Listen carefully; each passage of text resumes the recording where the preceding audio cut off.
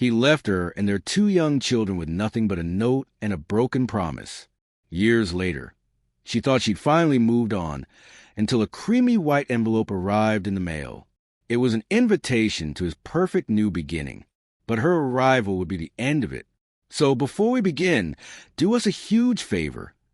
Take 1 second to like this video and subscribe to the channel. Your support allows us to keep telling powerful stories every week. That day, for Clara, began like any other Thursday. The kettle hissed on the stove, a steady, whistling breath.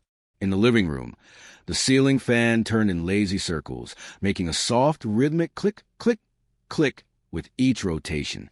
From the television, a cartoon-themed song bubbled through the room, because little Sophie, just 5 years old, needed to watch her show before school.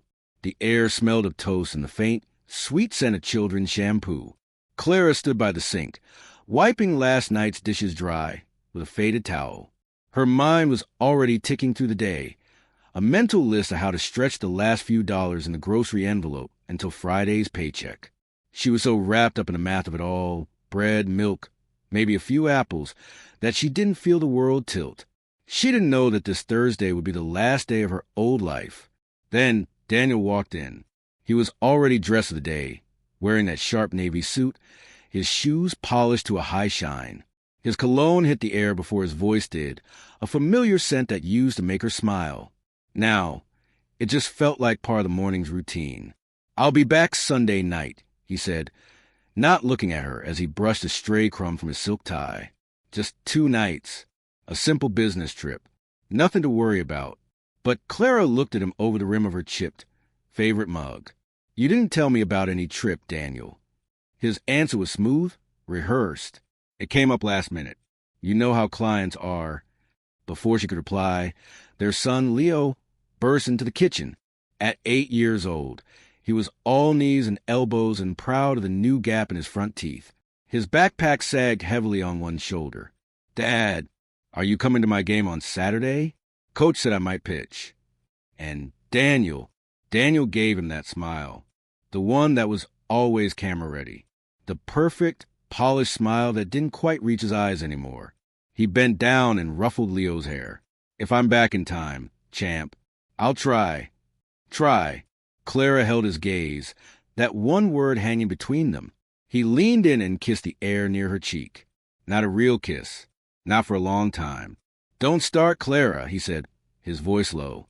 "It's work." "Work didn't pay the gas bill last month," she whispered back, careful so the children wouldn't hear the worry lining her words. "And we really need to talk about the rent." He just gripped the handle of his rolling suitcase, his jaw tight. "You always pick the worst moments. I can't do this right now." Then little Sophie slid off the couch and ran over, wrapping her small arms tightly around his leg. "Daddy, can you bring me back a pink lollipop? The big, swirly one." "I'll bring you a whole handful," he said, his voice softening for her. He gently peeled her fingers loose and set her back on the couch cushions as if she were light as a pile of fresh laundry. "Be good for Mommy." And just like that, he was out the door. The wheels of his suitcase whispered across the floorboards, and the front door clicked shut. That sound, that simple, final click. It stayed in Clara's ears, echoing long after the scent of his cologne had faded. She told herself not to be dramatic. People take business trips. Husbands work late. Families make it through tight months. They always had.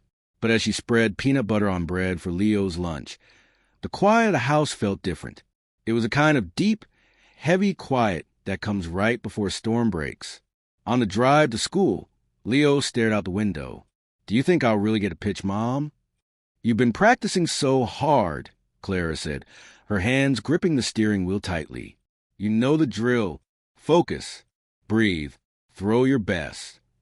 "Dad said he'll try to be there," Leo said, and she could hear the hope trying to mask the doubt in his small voice. "I know he did, sweetie." In the back seat, Sophie kicked her heels against her car seat. "I want 10 pink lollipops," she announced, counting on her fingers and starting over when she ran out.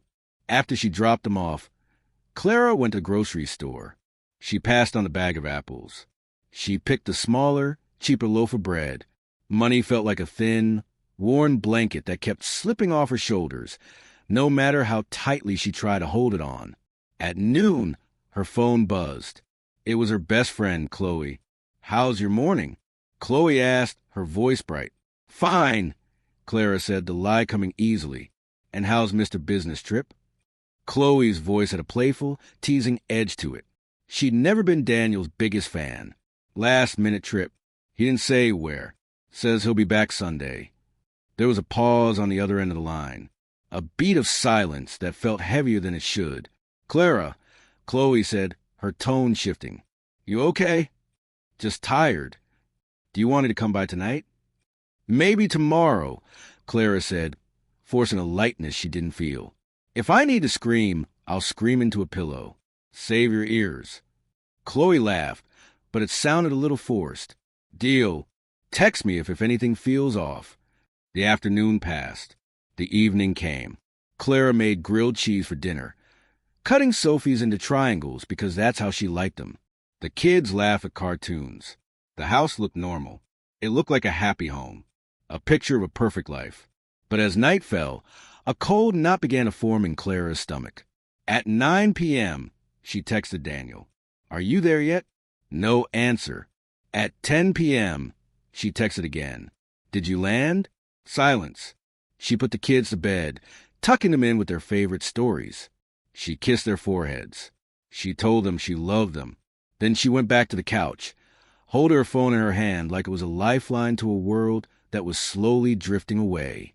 At 11 p.m., she called. It rang 5 times and went to voicemail. His smooth, professional voice told her to leave a message. She didn't. At midnight, she tried again. This time, it went straight to voicemail. The quiet in the house was no longer just quiet. It was a presence. It was waiting with her. She slept in fits and starts, her dreams filled with chasing a fading voice down long, empty hallways. When the alarm blared the next morning, she woke up feeling more tired than when she'd gone to bed. Friday came. Then Saturday. Leo's baseball game happened under a gray, lid-like sky. He pitched 2 innings and struck out a bigger kid with a mean swing. Clara cheered until her throat was raw, clapping and shouting, "That's my boy!" He played his heart out, but every few moments his eyes would dart to the sidelines, searching for a face that wasn't there, hoping for a shout he would never hear. Maybe his flight got delayed. Leo said in the car on the way home, his voice too casual, too grown up for his 8 years. "Maybe," Clara said, the lie sticking in her throat. They called him after lunch. No answer. On Sunday night, after the kids were finally asleep, Clara stood at the living room window and watched the empty street. She watched the pools of light from the street lamps, half expecting to see him walking out of the darkness, suitcase in hand, offering that lazy wave. But the night just grew deeper and darker and quieter. Nobody came. On Monday morning, after she dropped a cheerful Leo and a chattering Sophie at school, she stood in her suddenly silent kitchen. The cool floor beneath her bare feet was the only real thing she could feel. She picked up the phone and called Daniel's office. "Hi, this is Claire Evans. I'm calling for Daniel Evans, please." A pause, the sound of a keyboard clicking. Then the woman's voice, polite and empty. "I'm sorry, ma'am. He doesn't work here anymore." The world narrowed. Clara pressed the phone hard against her ear. "What? Since when?" "His last day was a few weeks ago," the woman said, her tone implying it was common knowledge. He took another position. Do you know where?" Clara asked, her voice barely a whisper. "I'm sorry," the woman said, not sounding sorry at all. "I can't share that information." The call ended. Clara stood there, the phone still in her hand, its dull dial tone the only sound in the room. 2 weeks ago, he had already left his job. Before the trip, before the promises, before everything. Her hands began to shake. She dialed the only person she could. "Chloe," she said the second her friend answered, her voice hollow and strange to her own ears. "He's gone." And in the silence that followed, Clara's old life ended and something new, something terrifying and strong, began to breathe. The world didn't end, not in the way you might think. There was no explosion, no dramatic crash. After that phone call, Clara simply stood in her kitchen, the morning sun streaming through the window, illuminating the dust motes dancing in the air, and she felt nothing, a great, yawning nothingness where her fear used to be. It was as if the worst had finally happened, and her heart had simply shut off to protect itself. Her first thought wasn't for herself. It was for Leo's face, searching the sidelines for a father who wouldn't be there. For Sophie's small voice asking for a lollipop he would never bring. She had to keep it together. For them. When Chloe arrived, she didn't knock. She just walked in, her face pale, a bag of still warm muffins in one hand, and 2 large coffees in the other. She took one look at Clara, standing frozen in the middle of the kitchen, and wrapped her in a hug, so tight it felt like the only thing holding Clara upright. "Tell me everything," Chloe said, her voice firm, an anchor in the swirling chaos. And Clara did. The words tumbled out. The missing goodbye, the dead phone, the job he quit weeks ago, the terrible, suffocating silence of the last 3 days.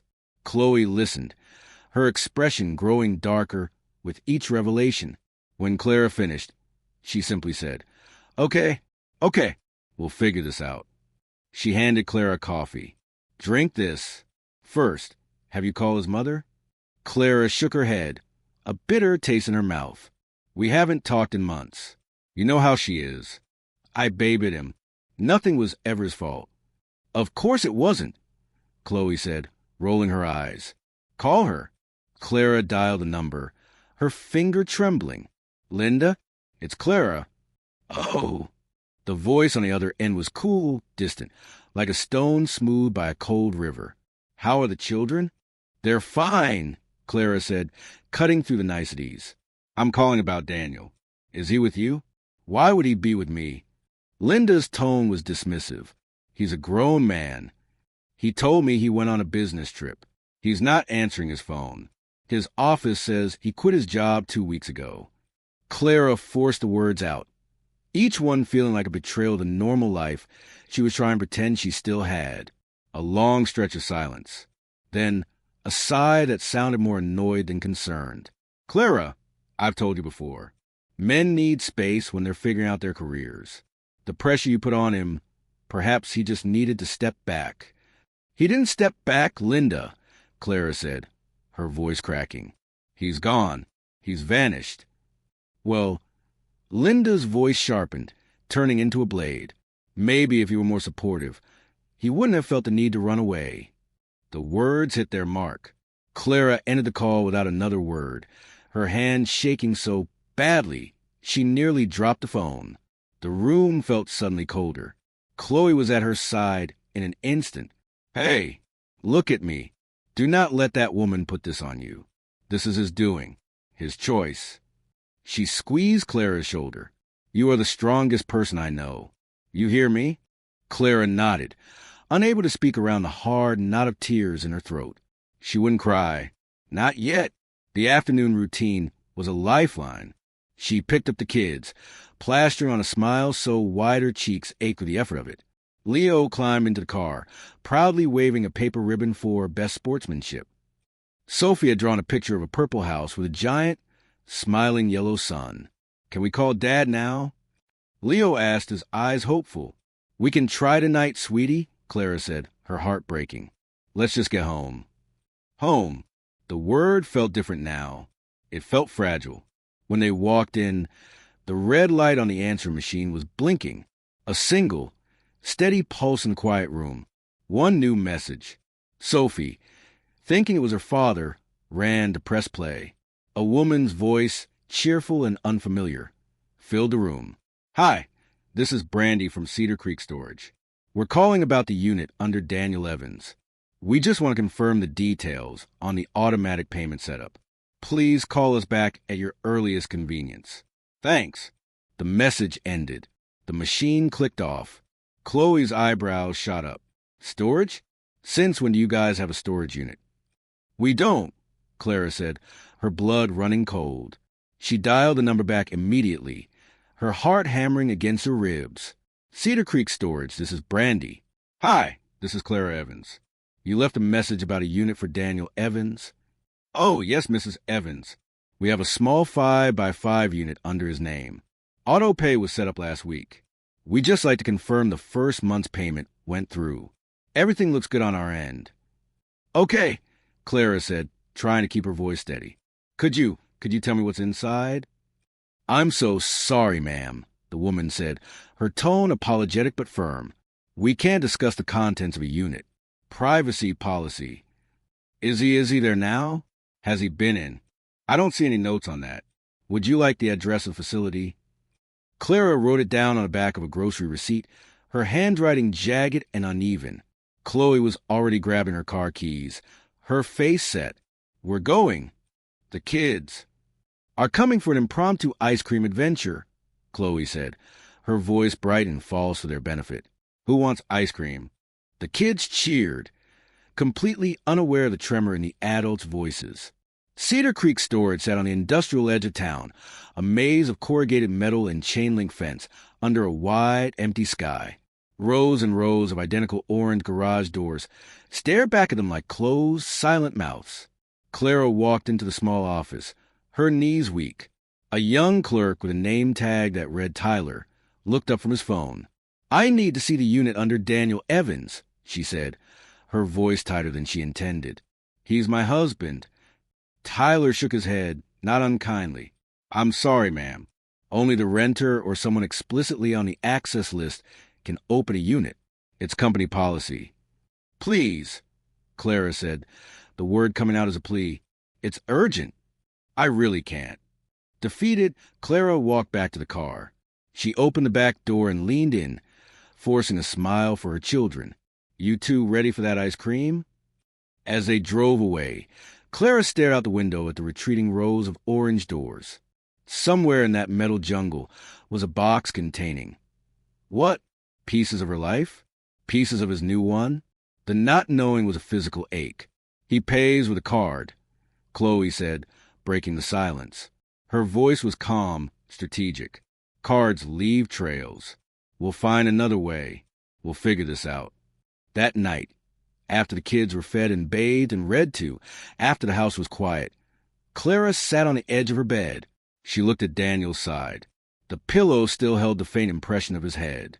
His phone charger was still plugged in by the nightstand. A cold resolve settled over her. She stood and began to search. She pulled his suit jacket from the closet door. Her hands slid into the pockets. A crumpled movie ticket stub. A faded mint wrapper. Nothing. She opened his dresser drawers. Socks, T-shirts, all neatly folded. Then she checked the deep bottom drawer, the one he always kept closed. It was empty. A prickle of ice traced its way down her spine. She hadn't even noticed. She went to the closet. 3 of his best shirts, the ones he wore for important meetings, the ones that made him feel invincible, were gone. His great duffel bag was gone. Her breath started coming faster. She walked, then ran to the garage. She flicked on the light. The space where his golf clubs always stood was bare. The big cooler he took to tailgates was gone. And the corner of the high shelf, where his heavy metal toolbox had sat since they moved in, was empty. He hadn't just left. He had packed. He had planned this. The truth was a cold flood washing over her, stealing the air from her lungs. She leaned against the doorframe, gasping. Then her phone lit up on the workbench. A text from an unknown number. Her heart slammed against her ribs. She picked it up. 2 words. He's with me. Do not call again. She read it 3 times, the words blurring. Her hands shook so badly she almost dropped the phone. She typed back, her fingers clumsy. Who is this? Where is he? No answer. A minute later, the phone buzzed again. A photo. Daniel at a bar, smiling that easy, charming smile she knew so well. Leaning into his side was a woman with glossy dark hair and a sharp, victorious smile. Her hand was resting on his chest, possessive, as if it had always belonged there. Clara's world didn't just tilt. It shattered. She didn't scream. She didn't cry. She walked to the bathroom, turned on the cold tap, and splashed water on her face. When she looked in the mirror, the woman staring back had older eyes, harder eyes. She walked to Leo's room first. He was asleep, his mouth slightly open, the paper ribbon for best sportsmanship pinned his corkboard. She gently brushed his hair back from his forehead. She went to Sophie's room next. Her daughter had kicked off the blankets. Clara tucked her in, the way her own mother had done for her a lifetime ago. Sophie sighed in her sleep, her thumb near her mouth. Still her little girl. Then Clara did something she hadn't done since Daniel left. She sat down on the carpet in the hallway between their rooms, drew her knees to her chest, and leaned her head back against the wall. The house was quiet, just the hum of the refrigerator, the whisper of the pipes in the walls. In that quiet, on that worn carpet, a decision settled in her bones. If he wanted to vanish, he would not take their dignity with him. He would not take her strength. Her phone buzzed one last time. Another message from the unknown number. Don't contact him again. He needs peace. Clara stared at the words until the screen went black. And then, into the silent, watchful darkness of her home, she whispered her answer. We need peace, too. She stood up, walked to the kitchen, and opened a fresh notebook. On the first clean page, she wrote 3 lines. 1. Rent due 4th. Find a way. 2. Leo's inhaler refill. 3. Call attorney. She closed the notebook. She turned off the light, and she went to bed. The war was not over. It had just begun, and she would be ready. The years that followed didn't fly by. They didn't pass in a happy, heartwarming montage. They crawled. They were measured in small, hard-won victories and quiet, exhausting defeats. Every month had its own battle. A late notice for the gas bill, hidden from the kids. A fever that spiked in the middle of the night, with no one to share the watch. The old car coughing and refusing to start on a rainy Monday morning. Forcing Clara to call Chloe for a ride, her voice thick with a humiliation she tried to swallow. She learned to survive without Daniel. No, that's not right. She learned that she had always survived without him. He was never the backbone of their family.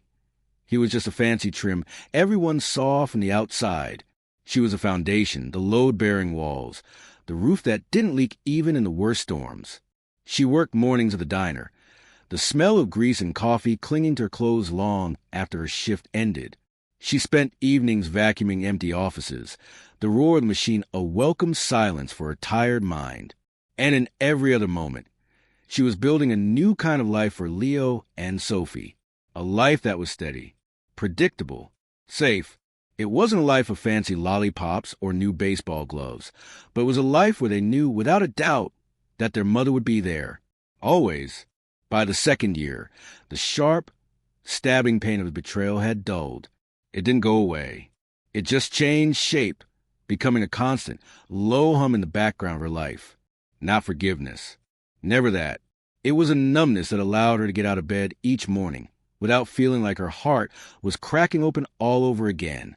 By the 5th year, the changes in her children were her map of the time that had passed.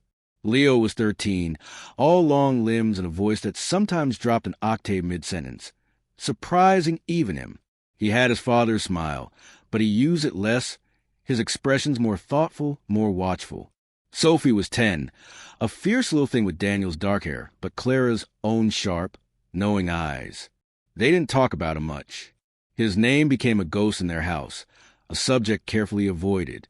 But his absence was a presence they all felt. It was in the way Leo's eyes would follow the other dads at his baseball games, a quiet, unasked question in his gaze. It was in the way Sophie would press her face into Clara's arm after school recital and whisper, "Did you clap loud enough for both of you?" Clara's answer was always the same. "I clapped so loud, I think my hands are still stinging." It was on a perfectly ordinary Tuesday afternoon that the past decided to knock on her door. Clara was in the living room, folding a mountain of laundry into neat, manageable piles. It was a mindless, soothing rhythm, socks paired, shirt smoothed, jeans folded. The steady thump-thump-thump of the dryer was a comforting heartbeat in the house. That's when she saw it. A single, creamy white envelope on the coffee table. It must have come with the afternoon mail. The return address was unfamiliar, from a neighboring city. But the handwriting, her breath caught in her throat. It was Daniel's. That slanted, too perfect script she would recognize anywhere. It stared up at her from the table like a face from a nightmare. She sat down slowly, the folded towel in her hand forgotten. For a long moment, she just looked at it. Her heart, which had learned to beat so steadily, began to hammer a frantic rhythm against her ribs. Why? Why now? With fingers that felt strangely numb, she tore the envelope open. Inside was a thick, expensive card, the kind of paper that feels heavy with importance.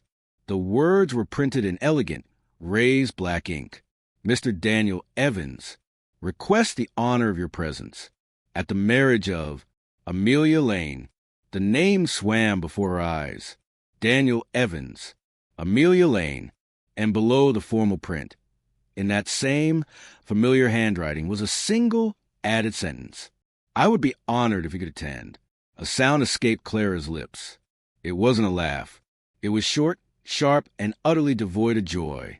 It was a sound of pure, unadulterated disbelief. She dropped the card on the table, as if it had burned her. When Leo came in from practice, dropping his grimy baseball bag by the door, he saw it immediately. "What's that?" he asked, nodding at the fancy envelope. "Nothing for you to worry about," Clara said, her voice a little too quick, a little too bright. He gave her a look, that new, teenage look that saw right through her simple lies, but he just shrugged and headed to the kitchen for a snack, deciding to let it go. After the kids were in bed, the house quiet again, Clara called Chloe. "You," she said, her voice trembling with a strange mix of fury and hysterical laughter, "are not going to believe this." "Try me." Chloe's voice came down the line, steady and ready for anything. "He's getting married." A pause. "To you?" Chloe deadpanned. Clara snorted. "No, to some woman named Amelia Lane. And guess what? He invited me. To the wedding." The silence on the other end was profound. "Then he invited you?" "Clara, this man, he has a level of nerve I didn't think was possible. He didn't send a card for Leo's birthday. He didn't show up for Sophie's choir concert. But he wants you to come and watch him promise forever to someone else. That's what it looks like. What are you going to do?" Chloe's voice was serious now. "I don't know yet." Another pause, longer this time. "You're not actually thinking of going, are you?" Clara leaned back on the couch, staring at the ceiling. The invitation seemed to glow on the coffee table, a radioactive piece of her past. "I don't know," she said softly. "Part of me thinks it's the craziest idea in the world. But the other part thinks I want him to see me. Not broken, not begging, just me, standing." "Clara, aside from the sheer insanity of it," Chloe said gently, "if you go, you have to be ready. This isn't just about seeing him. This is walking right into the heart of his new, perfect life, the one he chose instead of you." Clara closed her eyes. The image was clear. A beautiful bride, a lavish hotel, Daniel in a tailored suit, smiling without a care in the world. A life built on the rubble of the one he'd left behind. "I know," she whispered. The invitation stayed on the coffee table for 3 days, a silent challenge. Every time she passed it, it seemed to pulse with his audacity. She wouldn't tell the kids. They didn't need that image in their heads. Their father, clean and happy, starting over with a new family. They had enough to carry. The wedding was in a city 2 hours away. The Grand Legacy Hotel. She looked it up online. It was all glittering chandeliers and marble floors. A place so fancy she was sure you could smell the money in the air. On the morning of the wedding, Clara dressed slowly and carefully. She didn't choose anything flashy or loud. She chose a simple, elegant black dress that fit her well. She put on the pearl earrings her own grandmother had left her, a touch of lipstick. She wasn't going to compete. She was going to be a fact, a truth, a calm, unshakable reminder. Before she left, Leo looked up for his cereal. "Where are you going?" "Just to see someone from the past," she said. "Are they important?" Clara looked at her son, really looked at him, the young man he was becoming despite everything. "They used to be," she said softly. She got her car and started the drive. The 2 hours felt longer. With every mile, the weight of what she was about to do settled on her shoulders. She remembered the good days with Daniel. Sunday morning pancakes, laughing over burnt toast, late-night talks about their dreams of the future. She remembered the bad days, the mounting bills, the silent treatments, the growing distance. And she remembered the end, the storage unit, the text, the photo, the sound of her own heart breaking. She pulled into the hotel's parking lot. It was full of cars that were cleaner, newer, and quieter than her own. She walked through the gleaming glass doors, so polished they were almost invisible. A man in a tailored suit greeted her. "Here for the Evans Lane wedding?" he asked, his smile professional. "Yes," Clara said, and her voice didn't shake. He gestured toward a set of grand, double doors. From behind them, she could already hear the sound of string music, the light, airy sound of laughter, the clink of fine glass. She took a deep breath, her hand resting on the smooth, cool handle of the door. This was it, the end of his story, or so he thought. But Clara was about to remind him that his story was built on hers, and some debts needed to be paid. The drive to the city had been a tunnel of her own thoughts, but stepping into the Grand Legacy Hotel was like being blasted into another world. The air itself was different, cool, perfumed, expensive. The floors were a sea of polished marble that shone under the light of crystal chandeliers, so vast and intricate, they looked like frozen fireworks. People moved through the lobby in a rustle of silk and a murmur of polished conversation. Clara felt 100 eyes on her, not with hostility, but with a casual, assessing curiosity. She was an unfamiliar specimen in their pristine habitat.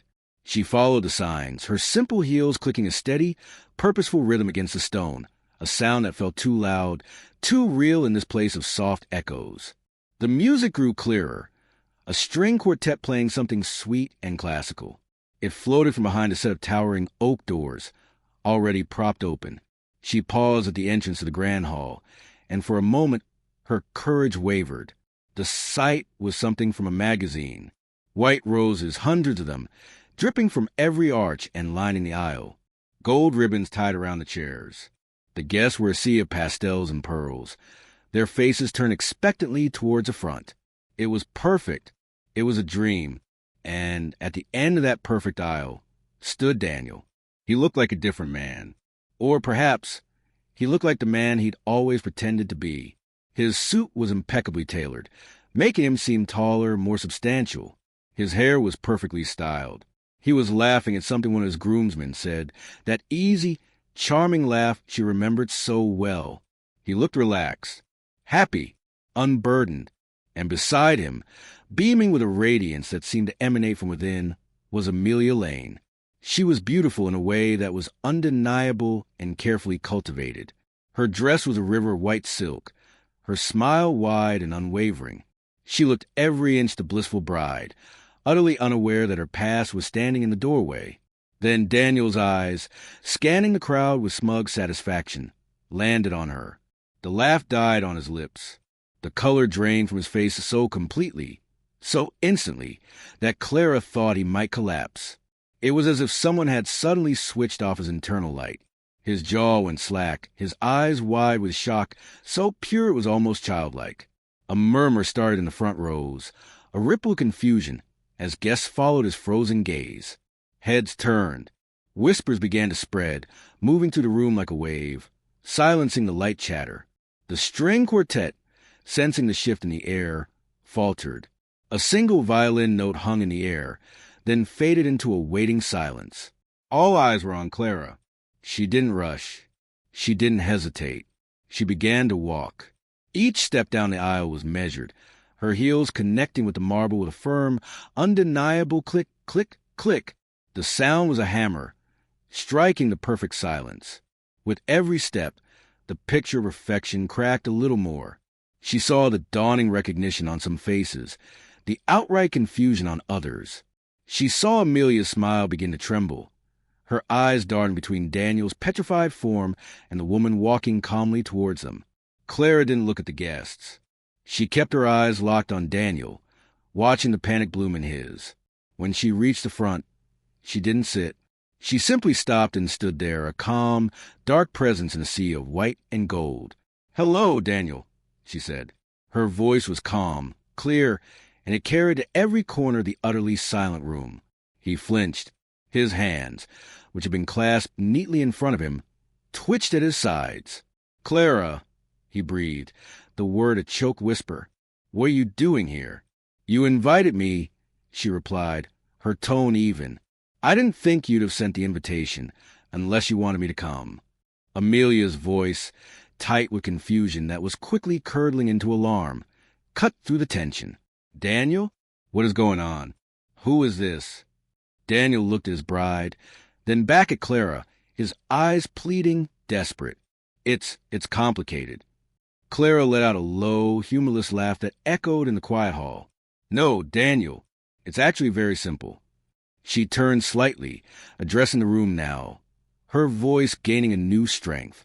5 years ago, this man left me, and he left our 2 children.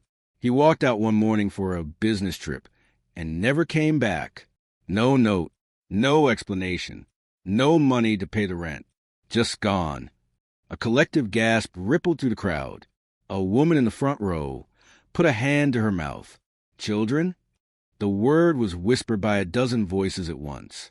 Amelia's hand, which had been resting possessively on Daniel's arm, dropped away as if she'd been scalded. Her flawless complexion had gone ashen. "You have kids?" Daniel's face was a mask of panic. "I told you about my past." "You told her nothing," Clara cut in, her voice sharpening like a blade. "Just like you told me nothing when you emptied our bank account and packed your things into a storage unit at Cedar Creek. I found out you were gone from a text message. From her. She didn't need a point. Everyone knew. You told me you were starting fresh.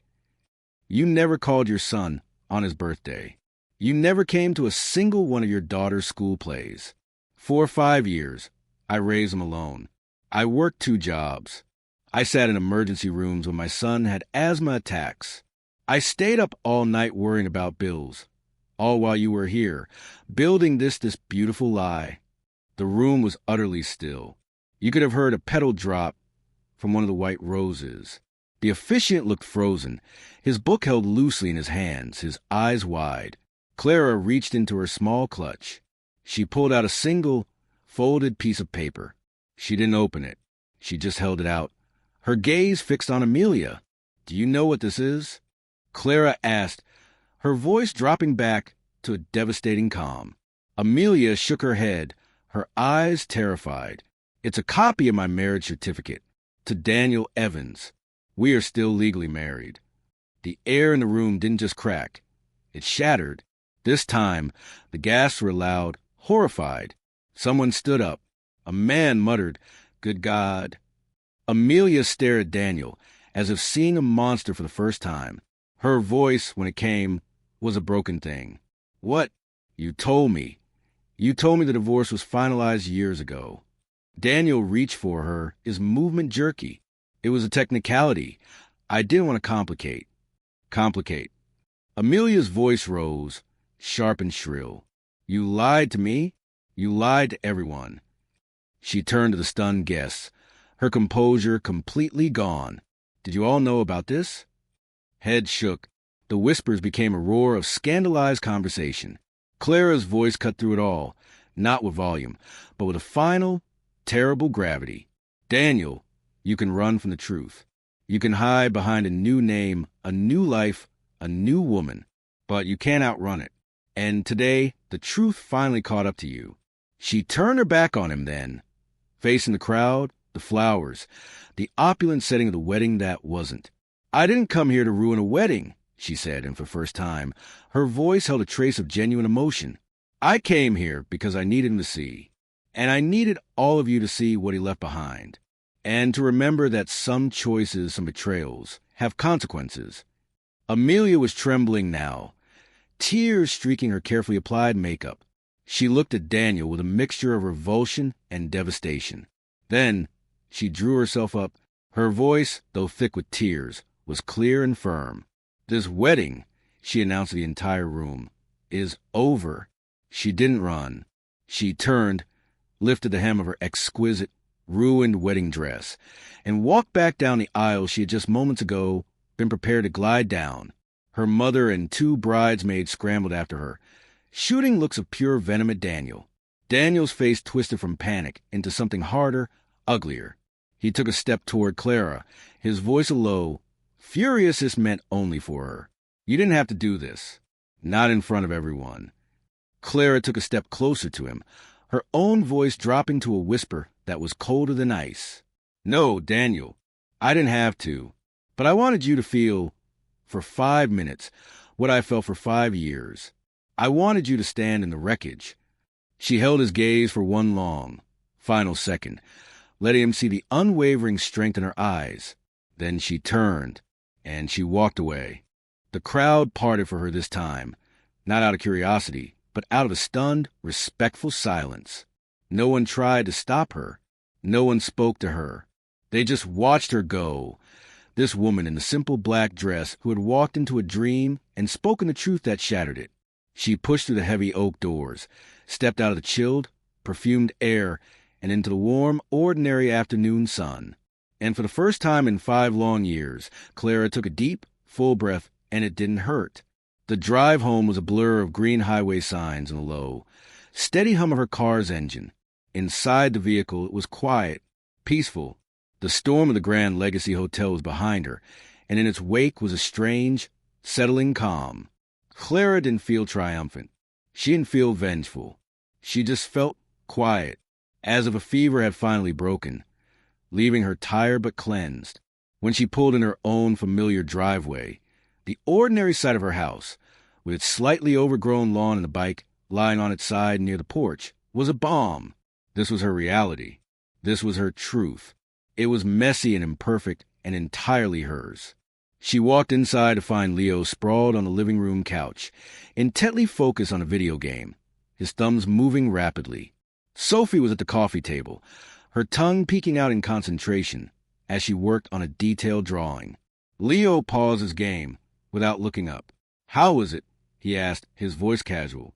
Clara paused, the echoes of shattered crystal and gasps still fresh in her mind. "It was over quicker than I thought," she said, and it was the truth. Sophie glanced up.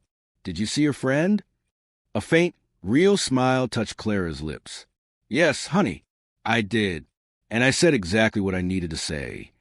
Neither child pressed for more. They accepted her answer and returned to their world. That's simple. Trusting acceptance was worth more than any victory in a hotel ballroom. The quiet didn't last long. Her phone, left on the kitchen counter, began to buzz, and buzz, and buzz. Chloe had called twice. There were texts from numbers she didn't recognize. A voicemail from a woman with an excited, hushed voice. "I was at the wedding today. I had to call. You are so brave." Clara ignored them all. She made a pot of pasta for dinner, listened to Sophie's story about a girl at school, and helped Leo with a math problem. The world outside could buzz all it wanted. In here, she was building something real. The next morning, Chloe showed up on her doorstep, not with concern this time, but with 2 coffees and a wide, incredulous grin. "You," she announced, "have gone viral." She turned her phone around. There it was, a shaky, vertically filmed video posted on a local community page. It showed Clara walking into a wedding, Daniel's face freezing, her clear voice ringing out. "Left our 2 children," the caption read. "Woman crashes ex's wedding and drops the truth bomb of the decade. He was still married."